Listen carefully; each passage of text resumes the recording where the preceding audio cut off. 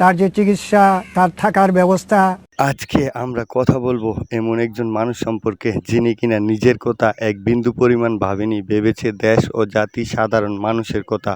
এই যে দেখতেছেন এখানে high school, college, community hospital, মসজিদ, বিভিন্ন ধরনের প্রতিষ্ঠান নির্মাণ করে গেছে। চলুন উনাকে একটু দেখি, ওনার মুখের কথাটা একটু শুনি।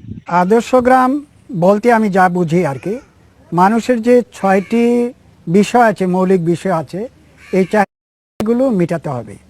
চাহিদাগুলো তাহলে খাবার, পড়ার, তার যে চিকিৎসা, তার থাকার ব্যবস্থা, চলাফেরার ব্যবস্থা, তার জীবনে চলাফেরার যে বিষয়টি আছে সেটা অগ্রাধিকার পাবে এবং সেটা পূর্ণভাবে মিটে যাবে। তার একটি যেই সমস্যাগুলোতে সমাধান পাবে।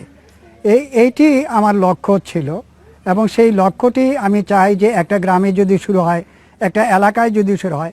আমার কাজটি হচ্ছে প্রায় 50 থেকে 100টি গ্রামকে ঘিরে। এখানে 4টি থানা আছে, উপজেলা আছে। 4টি উপজেলার ছেলেমেয়েরা এখানে পড়াশোনা করবে।